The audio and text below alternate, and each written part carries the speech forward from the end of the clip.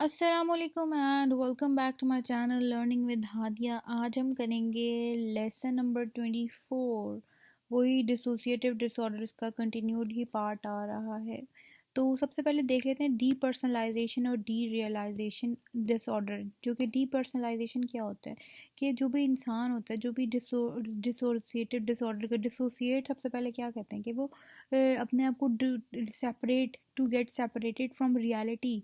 उसको रियलिटी से जो है ना वो उसको जो अपनी तरफ से परसीव करने लग जाता है चीज़ें। तो सबसे पहले आप सब्सक्राइब कर दें और कमेंट भी कर दें। तो चलिए अब चलते हैं डीपर्सनलाइजेशन की तरफ। कि वो अपनी तरफ से ना कुछ फीलिंग उसकी अपनी पर्सनल फीलिंग उसको आने लग जाती है अपनी। कि जो मेरे फॉर एग्जांपल मेरे हाथ जो है ना वो बड़े मोटे मोटे से होने लग गए, नीले हो रहे हैं हाथ। अपनी तरफ से इसकी जो है ना फीलिंग परसीव करने लग जाता है। गलत चीज़ें अनरियल होती हैं जो कि रियल नहीं होती। तो अपनी तरफ से मैं मेरे हाथ में बहुत उस पर जो है ना धब्बे होने लग गए हैं, मेरे हाथ नीले हो रहे हैं, मोटे हो रहे हैं। फॉर एग्जांपल दे रही हूँ मैं आपको। तो ये इस तरह की जो है ना डीपर्सनलाइजेशन में आने लग जाती है उनकी चीज़ें। ठीक है। तो अब आगे डी रियलाइजेशन क्या होता है कि वो अपने ना इर्द गिर्द लोगों को महसूस करने लग जाते हैं कुछ भी, या कोई ऐसा इन्वायरमेंट महसूस करने लग जाते हैं जो कि रियल नहीं होता। फॉर एग्जांपल फॉग की एग्जांपल दी हुई है इसमें। तो जो फॉग जो धुंध शुंध होती है बारिश की, तो वो इन्वायरमेंट में जो है ना उनको अपनी तरफ से अनयूजुअल जो है ना फीलिंग आने लग जाती है जो कि रियलिटी पे बेस नहीं होती। उनको लोग भी कुछ ऐसे दिखाई देने लग जाते हैं। तो वो जैसे कहते हैं ना वो मुझे आत्मा चुड़ैल दिखाई दे रही है ये वो। तो वो सच में नहीं होता। वो अपनी तरफ से वो सराउंडिंग में उनको लगता है ऐसा है, लेकिन ऐसा होता नहीं है। अब इनको डायग्नोस करने का क्या क्राइटेरिया है? तो डीपर्सनलाइजेशन का यही है कि जो कि मैंने आपको बताया कि उसको जो है ना अपने अंदर जो है ना कोई भी डिटैचमेंट फीलिंग होगी, मेरे बाजू कट गया ये वो, इस तरह की चीज़ें जो है ना जो है इसको डिस्टॉर्टेड जो है ना सेंस ऑफ टाइम, उसको गलत जो है ना जो भी वो परसीव करेगा वो गलत होगा। अपने बारे में परसीव करेगा। और उसका ब्लर्ड सा विजन होगा, मतलब कि उसको रियलिटी जो ब्लर्ड विजन के तौर पे इधर कह रहे हैं कि रियलिटी उसको पता नहीं चलेगी। ये जैसे कि डी रियलाइजेशन में उसको जो है ना कुछ ऐसे एक्सपीरियंसेस वो रियलाइज़ करेगा जो कि सच में नहीं होगा, जो कि अनरियल होंगे। या उसको लगेगा कि या फॉर एग्जांपल अगर वो साइकोलॉजिस्ट के साथ बैठा होगा या किसी भी इंसान के साथ बैठा होगा, वो बात कर रहा होगा, लेकिन वो कहेगा कि वो पूछेगा बार बार कि आप बैठे हैं मेरे सामने। उसको जो है ना वो देख नहीं पाएगा, मतलब उसको ऐसा उसके सेंसरी जो है ना चीज़ें काम, वो सुन तो सक रहा होगा लेकिन उसको ब्लर्ड सा विजन आ रहा होगा। वो कह रहा होगा आप बैठे हैं लेकिन आप नहीं बैठे। इस तरह की चीज़ें जो है ना वो फील करेगा। और ये फिर जाहिर बात है सोशली आपकी लाइफ में हर चीज़, लाइफ की ज़िंदगी के तमाम एरियाज में जो डिस्ट्रेस कॉज करती है। जो ये आप देखें कि डायग्नोस करते हुए कि किसी फिजियोलॉजिकल किसी भी मेडिसिन के यूज़ करने से तो नहीं ये डिस्टर्बेंस आई। फिर ये देखें कि ये कोई और मेंटल डिसऑर्डर से तो नहीं मुंसलिक, जैसे कि schizophrenia, panic disorder, major depressive disorder, acute stress disorder, post traumatic stress disorder, another diagnostic disorder. Specify क्या किया जाए? जब भी हम लोग कोई भी डायग्नोसिस करेंगे ये डीपर्सनलाइजेशन है या डिटरलाइजेशन है, तो उसको स्पेसिफाई करेंगे ये विद डिसोसिएटिव फंजी। कि वो जैसे कि जब हमने पढ़ा था कि सब कुछ छोड़ छाड़ के वो कहता है कि मैं बिल्कुल नई आइडेंटिटी इख्तियार कर लेता है। तो देखें कि पर्पसफुल ट्रैवल तो नहीं उसका उसका या वो वैसे ही वैंडरिंग करना, घूमना फिरना चाहता था, तो इसलिए तो नहीं उसने कर लिया अपनी आइडेंटिटी से मुंसलिक, इसलिए तो नहीं कर लिया। और उसकी ऑटोबायोग्राफिकल इंफॉर्मेशन भी है। और अदर स्पेसिफाइड डिसोसिएटिव डिसऑर्डर्स क्या हैं? The category applies to the presentations in which symptoms characteristics of a dissociative disorder that cause clinically significant distress or impairment in कोई भी symptom जो है कि वो आपकी जब सोशल लाइफ में, ओकेशनल लाइफ में जो है ना डिस्ट्रेस पैदा करती है, तो जो है ना और देन फंक्शनिंग और प्रीडोमिनेट करने लग जाती है, और पूरा क्राइटेरिया भी जो है ना डिसोसिएटिव डिसऑर्डर पे नहीं उतरती, तो वो आ जाते हैं अदर स्पेसिफाइड डिसोसिएटिव डिसऑर्डर, क्योंकि वो उसके क्राइटेरिया पे नहीं उतरते ना। अनस्पेसिफाइड में भी यही होता है कि जो है ना वो फुल क्राइटेरिया पे नहीं उतरता है डिसोसिएटिव डिसऑर्डर, लेकिन कुछ कुछ उसमें सिम्टम्स पाए जाते हैं, लेकिन फुल क्राइटेरिया पे नहीं उतरते। इटियोलॉजी और इनका कहाँ से, इनका जो है ना निकले हैं, इटियोलॉजी कहाँ से हुई है। अब साइकोडायनामिक थ्योरी के मुताबिक जो उनके थेरिस्ट थे, वो कहते थे कि जो डिसोसिएटिव डिसऑर्डर है वो रिप्रेशन से आया है। रिप्रेशन जो ईगो डिफेंस मैकेनिज्म है, उसका मोस्ट बेसिक जो कि ईगो डिफेंस मैकेनिज्म है, उसकी वजह से आया है। पीपल फाइट ऑफ एनजाइटी, जो कि लोग हैं वो कभी कह रहे हैं कि लोग कभी एनजाइटी से जो है ना लड़ते हैं बाय अनकॉन्शियसली प्रिवेंटिंग पेनफुल। वो क्या करते हैं, अब उसको लड़ने के लिए घबराहट से, तकलीफ, परेशानी से, वो जो पेनफुल जो कि मेमोरीज होते हैं ना, उनको वो भुलाना प्रिवेंट करते हैं, भुलाने की कोशिश करते हैं। वो अपने कॉन्शियस माइंड में नहीं लाना चाहते वो, ठीक है। आगे आ रहा है सप्रेशन। सप्रेशन क्या है, वो अनकॉन्शियसली, इसमें तो हमने पढ़ा था कि वो अनकॉन्शियसली करता है, लेकिन इसमें वो कॉन्शियसली, सप्रेशन में वो कॉन्शियसली ट्राई करता है कि मैं वो ऐसी फीलिंग ना सोचूं, इसके बारे में ना सोचूं जो कि मुझे तकलीफ़ देती है।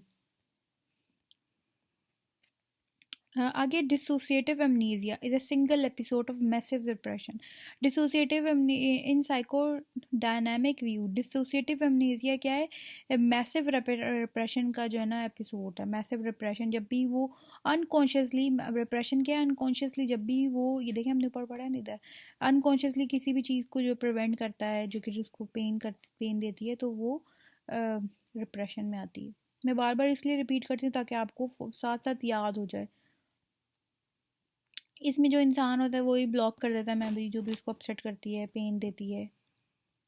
और ज़्यादातर जो कि इन बच्चों में, इन लोगों में पाया जाता है जिनके जो बचपन में कोई भी ट्रोमेटिक इवेंट हो या अब्यूजिव उनका चाइल्डहुड गुजरा हो, वो लोग जो होते हैं, ऐसे लोग होते हैं, वो दुनिया से जो है ना, वो दुनिया से डरते हैं जहाँ पे वो रहते हैं।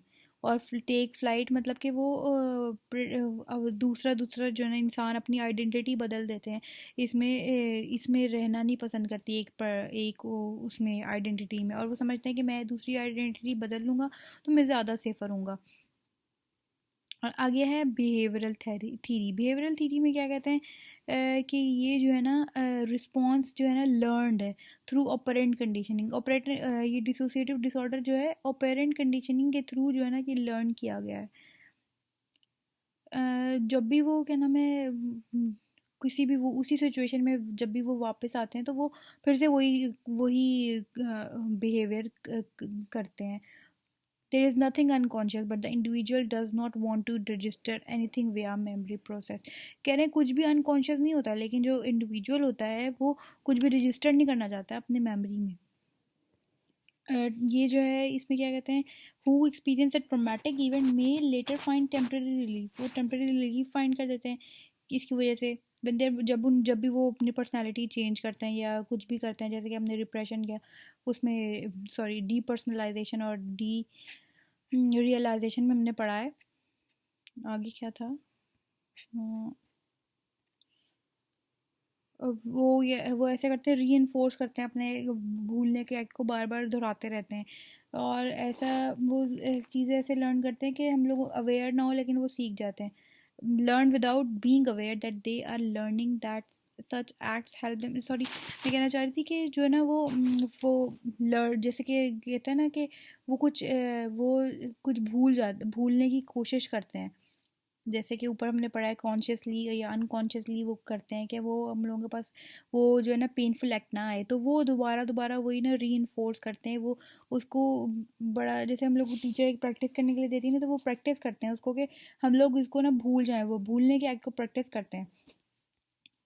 और वो ये कहते हैं कि हमें ये जांचे बगैर कि हम लोग ये चीज़ लर्न कर रहे हैं, कि भूलना हम लोग लर्न कर रहे हैं। अब इन्वायरमेंटल फैक्टर्स क्या हैं, जो डिसोसिएटिव डिसऑर्डर्स हैं वो has been classified in DSM-5। ये एज एन इम्पॉर्टेंट MCQ आएगा as trauma related disorders. Dissociative disorders को DSM-5 में ट्रॉमा रिलेटेड डिसऑर्डर्स कहा गया है, क्योंकि बचपन में आपने देखा है कि चाइल्डहुड में कुछ ऐसा आया हुआ होता है जिसकी वजह से जो है ना ये डिसऑर्डर्स आगे बड़े होके आते हैं। ट्रॉमा जो है ना can be different from physical and sexual abuse. Avoidance of emotions, इसमें इमोशंस अवॉइड किए जाते हैं जो भी ट्रॉमेटिक इवेंट में जो कि होते हैं। Tend to play a major role in development of dissociative disorder. जो कि जब भी इमोशंस को अवॉइड किया जाता है ना कि हाँ चुप रहो, जैसे किसी किसी के बच्चे के साथ सेक्सुअल अब्यूज़ हुआ है और उसको कहा चुप हो जाओ, चुप, तुमने बोलना नहीं, ये नहीं करना, तो वो जो है ना ऐसे जो जब ऐसे इमोशंस को अवॉइड किया जाए तो वो बड़ा मेजर रोल अदा करती हैं। एडवर्स चाइल्डहुड एक्सपीरियंस जो कि इन डिसऑर्डर्स का जो है जड़ है। पर्सनल फैक्टर्स क्या होते हैं? कुछ लोग होते हैं जो कि प्रॉब्लम सॉल्वर्स होते हैं, कुछ होते हैं हार्म अवॉइडेंट, मतलब कि जो कुछ जैसे हमने पढ़ा है कि वो कॉन्शियसली या अनकॉन्शियसली चीज़ों को ना फेस नहीं करना चाहते। जो हमने पढ़ा था उसमें फंजे में कि लोग कहते हैं सब कुछ छोड़ छाड़ के भाग जाऊँ मैं। जी, जब harmful avoidant temperament individuals are more vulnerable, जो कि हार्म को, जैसे कि वो मैंने आपको मियाँ बीवी की एग्जांपल दी थी, उसने दूसरे के साथ अफेयर चलाया फिर वो भाग गया, लास्ट लेक्चर में दी थी मैंने। तो वो हार्मफुल चीज़ों को अवॉइड किया, अब मैं कैसे फेस करूँगा? जब वो चीज़ों को फेस नहीं करते, ट्रॉमेटिक इवेंट को फेस नहीं करना चाहते, तो वो उनमें भी ये डिसऑर्डर्स पाए जाते हैं। इमेच्योर डिफेंसेस, हमने पढ़ा है कि रिप्रेशन डिफेंस मैकेनिज्म जो है ना उनका, ईगो जो है ना वो ये डिप्रेशन का जो डिफेंस मैकेनिज्म होता है। People with immature defence also tend to develop of these disorders. अब मतलब अपने आप को डिफेंस नहीं, डिफेंस मैकेनिज्म उनका अच्छा नहीं होता। रिप्रेशन जो है ना, और वो उस कॉपी स्टाइल को, as their coping styles are not very mature, क्योंकि उनकी कॉपिंग जो स्टाइल है वो ज़्यादा मेच्योर नहीं होता। वो लोगों को अपने आप के अंदर जैसे कोई भी धोखा देते हैं अपना वो कवर अप करने के लिए, कुछ उनके अंदर होता नहीं है। कवर अप कैसे करूँ मैं अपने आप को? People have already preconceived ideas about certain situations.